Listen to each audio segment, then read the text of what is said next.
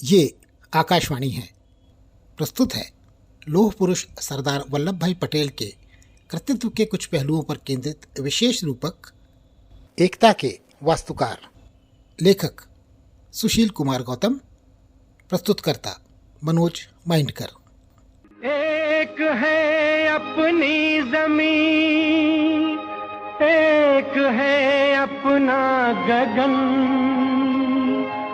एक है अपना जहां, एक है अपना वतन। अगर इतिहास की धरोहर की ओर देखें तो चाणक्य के बाद इस देश को एक बनाने का प्रयास अगर किसी महापुरुष ने किया तो उस महापुरुष का नाम है सरदार वल्लभ भाई पटेल। उनके जीवन की ऊंचाई भारत के गौरवगान से जुड़ी हुई है और इसलिए सरदार साहब के सेक्युलरिज्म का इस देश को समय की आवश्यकता है। हमें देश को सरदार साहब का सेक्युलरिज्म चाहिए तो ये देश कभी बटेगा नहीं। अपने सभी सुख एक है, अपने सभी गम एक है। आवाज दो, आवाज दो, हम एक हैं, हम एक हैं। आवाज दो, आवाज दो, हम एक हैं, हम एक हैं। आज की पीढ़ी ये तो अवश्य जानती है कि 15 अगस्त 1947 को भारत अंग्रेजी हुकूमत से आजाद हुआ, लेकिन कितने लोग जानते हैं कि उस समय देश के राजनीतिक मानचित्र का स्वरूप कुछ ऐसा था जिसकी कल्पना करना भी कठिन है। आज जिस नक्शे को देखकर गर्व से हमारा सीना तन जाता है, उस समय उसमें 550 से भी ज्यादा रियासतों का अस्तित्व था। ऐसी रियासतें अगर उनके वश में होता तो आगे चलकर शायद राजशाही अंदाज में स्वतंत्र ही बने रहना चाहती। उस दौर में अन्य समस्याओं के अलावा सबसे बड़ी चुनौती थी नवोदित भारत में उन सभी रियासतों का विलय, और इसी महाचुनौती का डटकर सामना करने का बीड़ा उठाया लौह पुरुष सरदार वल्लभ भाई पटेल ने। उसी महान व्यक्तित्व की हिम्मत, सूझबूझ और दूरदर्शिता की बदौलत आज हमारा देश उत्तर से दक्षिण तक, पूरब से पश्चिम तक एक है, एक रहेगा। एक ऐसा भारत जो समान रूप से सबका है, लोकतंत्र की जीती जागती मिसाल है।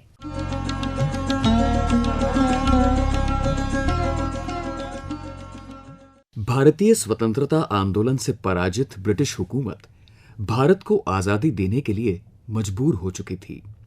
अंग्रेज न तो भारत को स्वतंत्रता देना चाहते थे, न वो एक स्वतंत्र मजबूत भारत स्वीकार करना चाहते थे।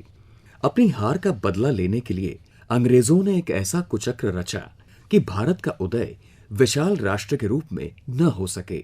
भारत की 550 से ज्यादा रियासतें ब्रिटिश सरकार के अधीन थीं।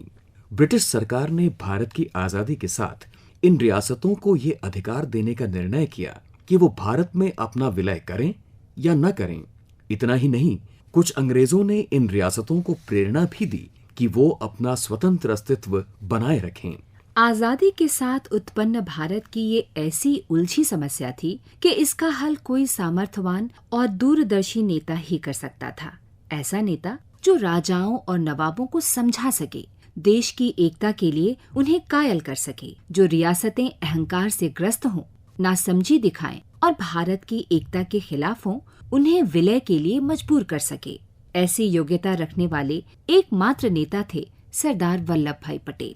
आजादी के तुरंत बाद ये भी संभव नहीं था कि इन रियासतों के खिलाफ फौजी ताकत इस्तेमाल की जाती। ऐसा होने पर तो शांति को अपनी आधारभूत नीति मानने वाले भारत की स्थिति दुनिया में हास्यास्पद हो जाती। ये सरदार की सद्भावना, आदर और उदारता का परिणाम था कि बहुसंख्य राजा और नवाबों ने भारतीय गणराज्य में शामिल होना आसानी से स्वीकार कर लिया। कुछ रियासतें भारत की एकता के खिलाफ और अपने स्वतंत्र अस्तित्व की व्यूह रचना करने लगीं। राजस्थान की कुछ रियासतें चालाकी का खेल खेल रही थीं। पाकिस्तान इन्हें लुभा रहा था, लेकिन सरदार की समझदारी से इन राजाओं को वस्तु स्थिति समझ में आ गई और इन रियासतों ने भारत में विलय स्वीकार कर लिया। हैदराबाद के निजाम ने जब सरदार को चुनौती दी तो दुनिया ने देखा कि शांति की नीति पर अड़िग भारत ने कायरता नहीं दिखाई। सरदार वल्लभ भाई पटेल ने हैदराबाद में हिंसक और भारत विरोधी कार्रवाई का मुंह तोड़ जवाब पुलिस कार्रवाई के द्वारा दिया। इसी तरह जूनागढ़ की रियासत का विलय भी सरदार ने बड़ी कुशलता के साथ संपन्न किया। कश्मीर के विलय में सरदार पटेल के अहम योगदान के बारे में वरिष्ठ पत्रकार राहुल जलाली। सरदार पटेल का जो कश्मीर की विलय की बात की जाए तो भारत के होम मिनिस्टर थे उस जमाने में सरदार पटेल, और जो इंस्ट्रूमेंट ऑफ एक्सेशन जिसे कहा जाता है उसे सरदार पटेल के दफ्तर में बनाया गया, और उस जमाने के जो होम सेक्रेटरी थे वीपी मेनन, वो इसको लेके जम्मू पहुंचे और फिर इस पे हस्ताक्षर किए गए। तो ये जो सारा जो प्रक्रिया रही थी इसमें सरदार पटेल का अगर माना जाए तो योगदान सबसे ज्यादा था। ये सारी जो प्रक्रिया जो चली है ये जो हमारे होम मिनिस्टर थे उनके जरिए ये सारा कुछ किया गया। तो आर्किटेक्ट अगर मैं अंग्रेजी का शब्द यहाँ पे इस्तेमाल करूं तो एक मामले में सरदार पटेल इस इंस्ट्रूमेंट ऑफ एक्सेशन के विलय के जो कागजात हैं उसके आर्किटेक्ट उन्हें माना जाएगा।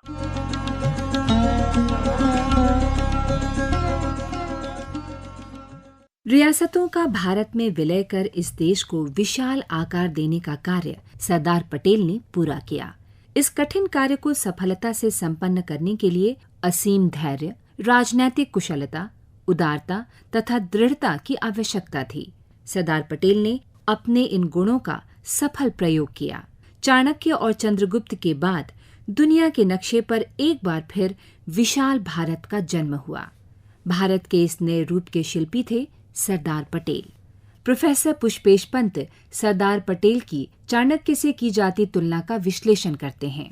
सरदार पटेल की तुलना अक्सर लोग चाणक्य से करते हैं, और शायद इस कारण कि चाणक्य एक अति यथार्थवादी राजनीति शास्त्री थे। मगर मुझे लगता है जो फर्क हमें समझने की जरूरत है कि चाणक्य एक मंत्री सलाहकार थे एक सम्राट शासक के, और सरदार पटेल एक जनतंत्र में स्वयं गृह मंत्री और उप प्रधानमंत्री थे। तो वो जनता के निर्वाचित प्रतिनिधि भी थे और वो स्वयं जिम्मेदार शासक भी थे और बिल्कुल शिखर के शासक थे। तो उनका जो यथार्थवाद था वो सिर्फ पुस्तकी यथार्थवाद या सैद्धांतिक यथार्थवाद नहीं था बल्कि व्यावहारिक भी था। और इसीलिए मुझे लगता है कि सरदार पटेल की उपलब्धियां चाणक्य से कहीं ज्यादा हैं, क्योंकि जो चाणक्य की शिक्षा थी उसको क्रियान्वयन किया चंद्रगुप्त मौर्य ने, मगर जो सरदार पटेल ने किया वो उनके सामने जो रूपरेखा मानचित्र पर थी भारतीय भूमिका की, वो उसको उन्होंने स्वयं सिद्ध किया। वो हैदराबाद में उनका पुनी सेक्शन हो या रजवाड़ों और रियासतों का भारतीय राज्य में विलय या एक जनतांत्रिक इस्पाती ढांचा प्रशासन का देना,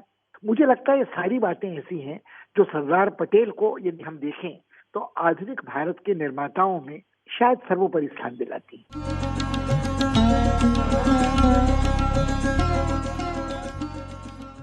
भारत के लिए जिस तरह राजनैतिक एकता जरूरी थी उसी तरह जरूरी थी धार्मिक सहिष्णुता। आजादी के साथ देश धार्मिक आग में जल रहा था। कितने ही स्थानों पर दंगों के कारण हिंदू मुसलमानों को घर से बेघर होना पड़ रहा था। सरदार की दृढ़ मान्यता थी कि भारत की मजबूती के लिए कौमी एकता सबसे जरूरी है। देश यदि आपसी लड़ाई में उलझा रहा तो हम एक मजबूत राष्ट्र के रूप में कभी उभर नहीं पाएंगे। भारत के बंटवारे के बाद हिंदू मुसलमानों के रिश्तों में खाई बन गई थी। देश की एकता के लिए इस खाई को भरना जरूरी था। कौमी एकता, आपसी सद्भाव समय की सबसे बड़ी आवश्यकता थी। इस बारे में सरदार ने कहा, एक चीज करनी चाहिए कि हिंदुस्तान में कम से कम इतनी आबोहवा पैदा होनी चाहिए कि दो कौम के बीच में जो जहर भरा है वो निकल जाए, और हम उसके लिए कोशिश करें। हिंदू और सिख एक तरफ और दूसरी तरफ मुसलमान, दोनों के बीच में जो हिंदुस्तान में पड़े हैं उनके दिल में अंतर है वो टूट जाए और एक दूसरे के साथ मिल के रहे, ऐसी आबोहवा पैदा हो जाए। देश में एकता के एक और अहम पहलू में सरदार पटेल की उपलब्धि पर टिप्पणी करते हुए लेखक, विचारक और सिक्किम के भूतपूर्व राज्यपाल वाल्मीकि प्रसाद सिंह, जहाँ तक सामाजिक एकता का प्रश्न है, उन्होंने सभी लोगों को समझाया कि सेपरेट इलेक्टोरेट नहीं होगा, इस देश में कॉमन सिटीजनशिप हो। तो अगर कॉमन सिटीजनशिप जब आप मानते हैं तो सबसे बड़ी कौमी एकता वही होती है। अगर आप सेपरेट इलेक्ट्रेट जिसका डिमांड था, लोगों को उन्होंने समझाया कि ये देश के हित में नहीं है, प्रजातंत्र के हित में नहीं। तो सरदार पटेल ऐसे व्यक्ति थे जो कि सिर्फ दूर तक सोचते ही नहीं थे, उनमें ये क्षमता थी कि उसकी वो उपलब्धि कैसे कर पाए। वो सही मायने में स्टेट्समैन थे और एक चिंतक भी थे, उसकी परिचालना करना भी जानते थे।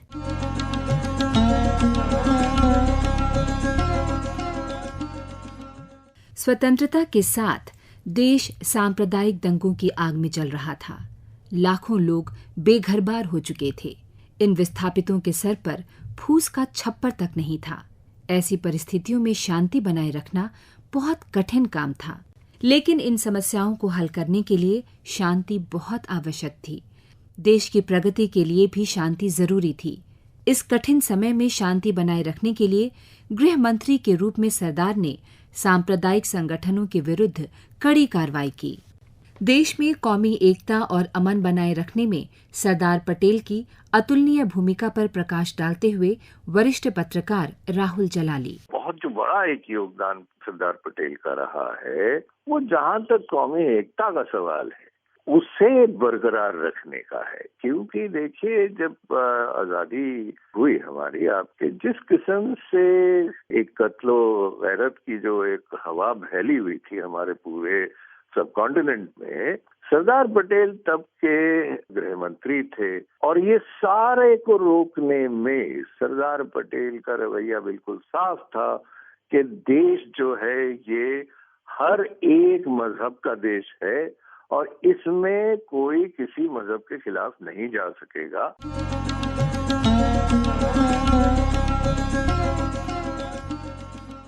सरदार इस देश की सांस्कृतिक विभिन्नता को एक गुलदस्ते के रूप में देखते थे। जिस तरह भांति भांति के फूल गुलदस्ते की सुंदरता बढ़ा देते हैं, उसी तरह भारत की अलग अलग जातियां और प्रादेशिक विभिन्नता भारत की सुंदरता में अनोखी छटा भर देती हैं। स्वतंत्रता से पहले दलितों के साथ घोर अन्यायपूर्ण व्यवहार हो रहा था। सामाजिक स्थानों में भी अस्पृश्यता का दंश दलितों को भोगना पड़ता था। सरदार ने अपने राजनीतिक जीवन के प्रारंभ से ही इसका विरोध किया। ये विरोध जबानी जमा खर्च नहीं था। गुजरात की 2 जातियां बारैया और पाटनवाड़ी अपराधी जातियों में सूचीबद्ध थीं और इस जाति के वयस्कों को थाने में हाजिरी देनी पड़ती थी। सरदार ने जाति के आधार पर किसी को अपराधी मानने का विरोध किया। उन्होंने प्रशासन से हाजिरी प्रथा खत्म करने की मांग की। अपराध होने पर इसके निराकरण की व्यक्तिगत जिम्मेदारी का सरदार ने वादा किया। सरदार के प्रयासों के परिणाम स्वरूप इन जातियों को धीरे धीरे थाने में हाजिरी से मुक्ति मिल गई। इस परिवर्तन के कारण इन जातियों ने अपराध से नाता तोड़ लिया। सरदार जाति के नाम पर भेदभाव तथा अन्याय का डटकर मुकाबला करते थे। पवित्र अपवित्र, ऊंच नीच, स्पृश्य और अस्पृश्य की व्याख्या करते हुए सरदार ने कहा, पवित्र तो वही होता है कि जो अपना पवित्र जीवन रखता है। अपवित्र वही है कि जो ख्याल अपवित्र रखता है, अपना जीवन अपवित्र रखता है।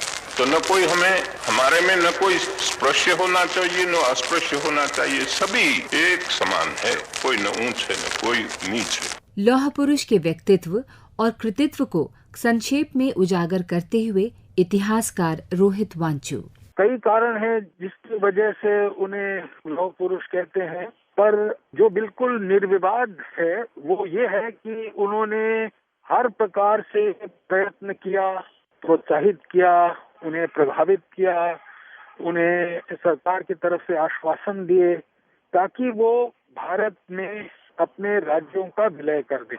तो ये भूमिका जो उन्होंने निभाई वो उन्होंने अपने व्यक्तित्व के कारण काफी सफलतापूर्वक करी, जिससे कि न कोई विशेष विद्रोह की भावना पैदा हुई राजघरानों में, न ही भारत की जनता को लगा कि इस विलय के कारण उन्हें कोई बड़ी भारी कीमत चुकानी पड़ी। और इस सफलता के लिए सरदार पटेल भारतीय इतिहास में लौह पुरुष के नाम से विचारधाराओं के मतभेद से बिल्कुल दूर लौह पुरुष के रूप में माने जाते हैं।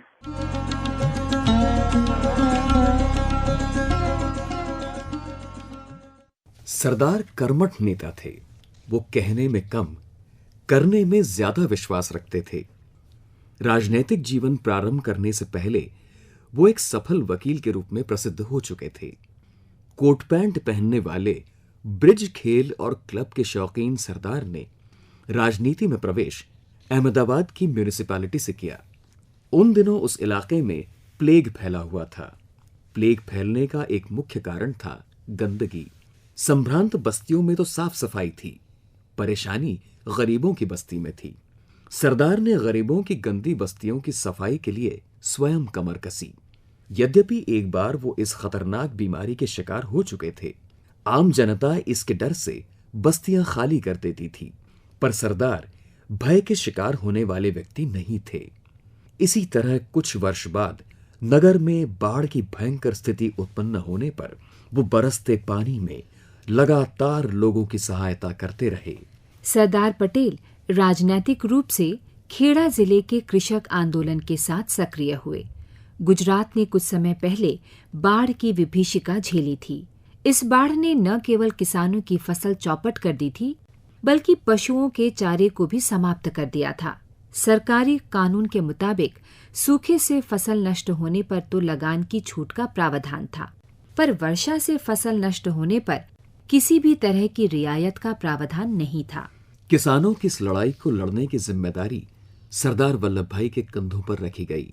इस लड़ाई में सबसे पहले तो सरदार की अंग्रेजी पोशाक भेंट चढ़ी। उन्होंने आम भारतीय की तरह धोती कुर्ता पहनना शुरू किया और फिर जीवन भर इसी पोशाक को धारण करते रहे। दूसरी भेंट चढ़ी सरदार की जमी जमाई वकालत। इस आंदोलन के साथ वो स्वतंत्रता के सिपाही हो गए। खेड़ा आंदोलन के बाद सरदार गांधी जी के शिष्य बन गए। ऐसे शिष्य जो गांधी जी के आदेशों का जीवन भर भक्ति भाव से पालन करते रहे। खेड़ा आंदोलन ने बारडोली आंदोलन की नींव का काम किया। बारडोली के किसानों की समस्या भी लगान और लगान वृद्धि की थी। सरदार ने किसानों को सत्याग्रह की कठिनाइयां बताईं। किसानों ने शांतिपूर्ण सत्याग्रह के लिए कमर कसी। एक बार फिर सरदार ने किसानों और अन्य नेताओं के सहयोग से सत्याग्रह का सफल प्रयोग किया। सरदार पटेल एक कुशल संगठनकर्ता थे। उन्होंने राजनीतिक शुरुआत ही किसानों का संगठन बनाने से की। खेड़ा और फिर बारडोली के किसानों को संगठित कर उन्होंने न्याय के लिए लड़ना सिखाया। अन्याय के खिलाफ शांतिपूर्ण तरीके से अपनी बात शासन तक पहुंचाने का मार्ग दिखाया। इन दोनों सफल आंदोलनों से जनता में एक चेतना पैदा हुई। लोगों में विश्वास जगा कि यदि हम संगठित होकर अंग्रेजों के विरुद्ध खड़े हुए तो हम आजादी भी हासिल कर सकते हैं। हिंदुस्तान के किस्मत में एशिया की लीडरशिप का मौका आया।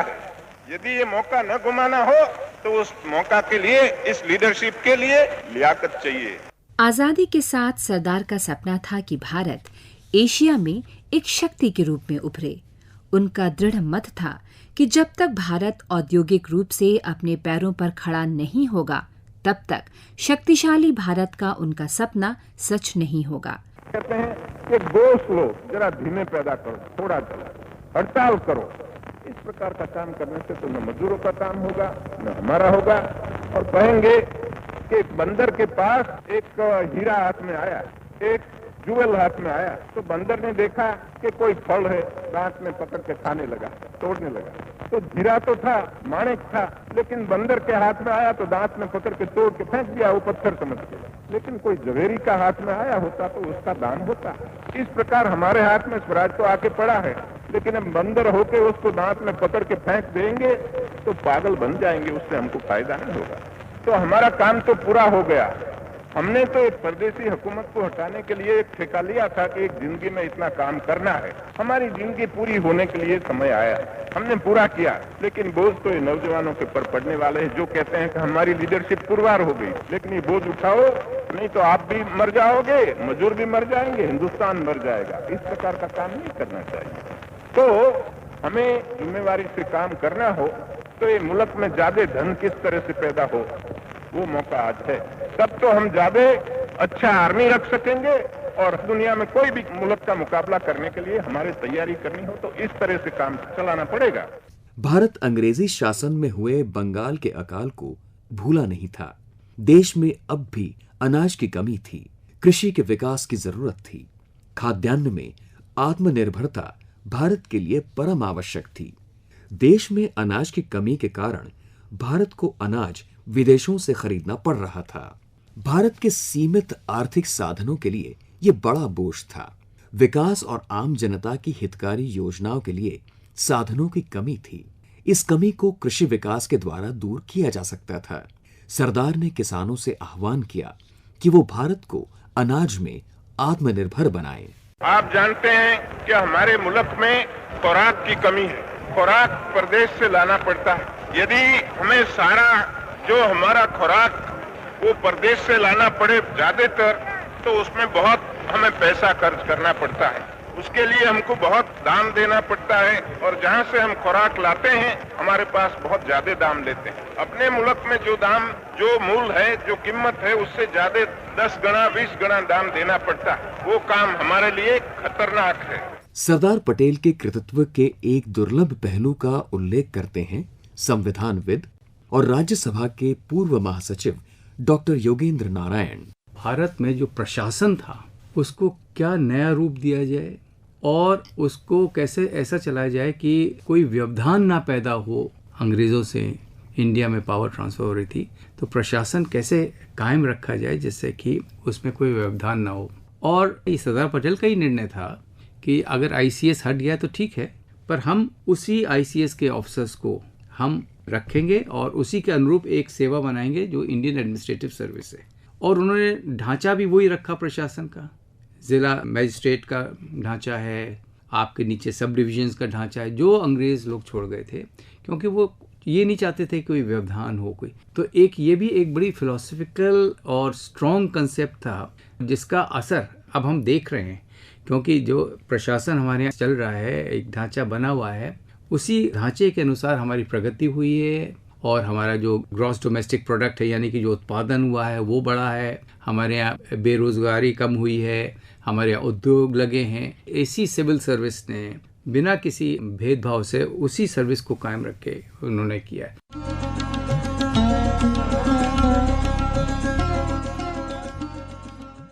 सरदार में राष्ट्रीय भावना कूट कूट कर भरी थी।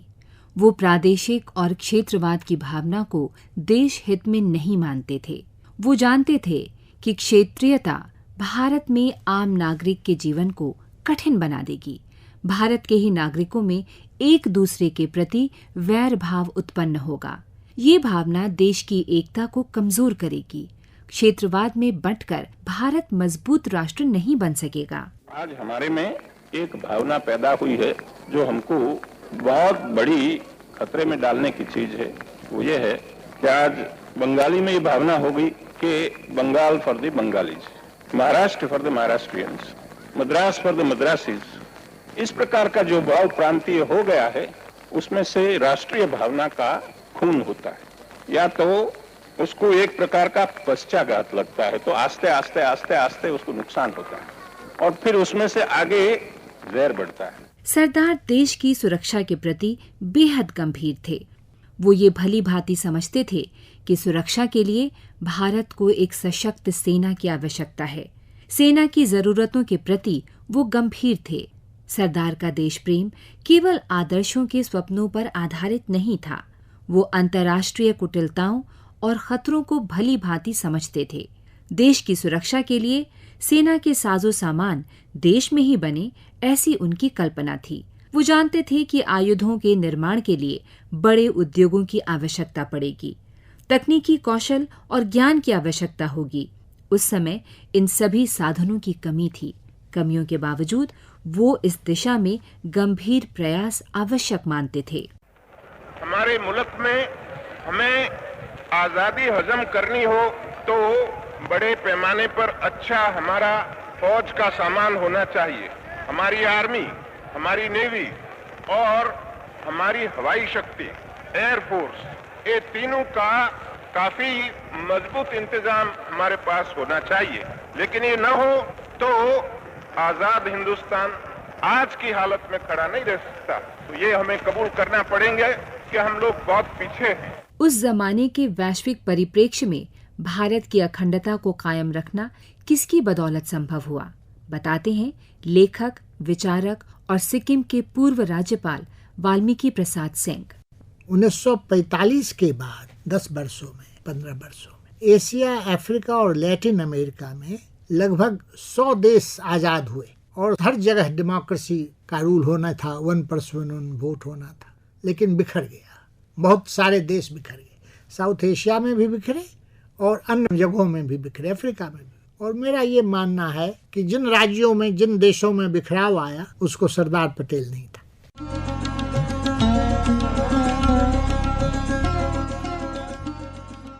मितभाषी सरदार पटेल दिखने में जितने कठोर थे, वाणी से उतने ही मृदुल थे।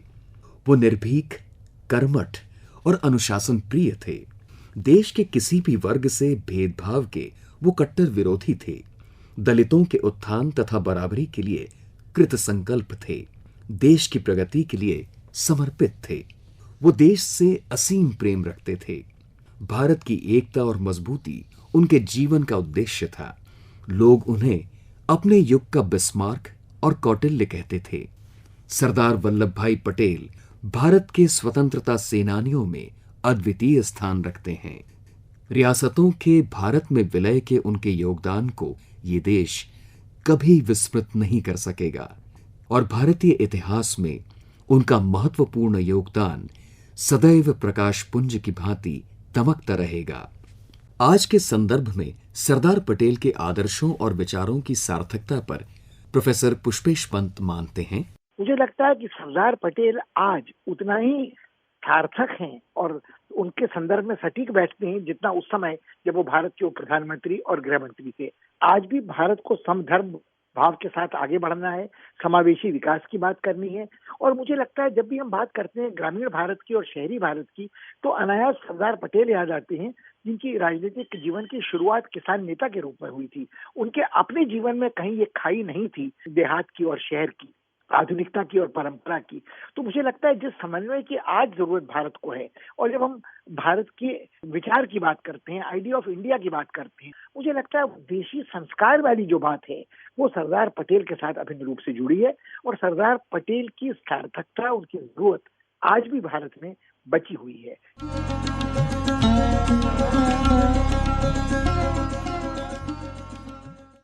हर दौर की अपनी विशेषताएं होती हैं, अपनी समस्याएं होती हैं और अपनी चुनौतियां होती हैं। बहुत कम व्यक्ति होते हैं जिनके आदर्श, जिनका मार्गदर्शन, जिनकी सूझबूझ और दूरदृष्टि काल के थपेड़ों से जरा भी फीकी नहीं पड़ती। इसमें कोई आश्चर्य की बात नहीं कि राष्ट्र निर्माण में उनके असीम योगदान की पार्श्वभूमि में उनकी जयंती 31 अक्टूबर को राष्ट्रीय एकता दिवस के रूप में घोषित किया गया है। उनकी स्मृति में गुजरात स्थित सरदार सरोवर पर उनकी भव्य लौह मूर्ति उतनी ही सार्थक है, सही मायनों में कालजयी, जो सदा इस कृतज्ञ राष्ट्र को अपनी एकता कायम रखने की याद दिलाती रहेगी, प्रोत्साहन देती रहेगी। सरदार साहब लौह पुरुष के नाते जाने गए, लेकिन नई पीढ़ी को कहां पता चलेगा कि ये लौह पुरुष कैसे हुए, वो कौन सी शक्ति थी उनके अंदर। हम सरदार साहब का स्मारक बनाने के साथ साथ हिंदुस्तान के कोने कोने में फिर से एक बार एकता का मंत्र पहुंचाना चाहते हैं। हम इस बात से भली भांति परिचित हैं कि भारत की प्रगति शांति, एकता और सद्भावना के बिना संभव नहीं हो सकती।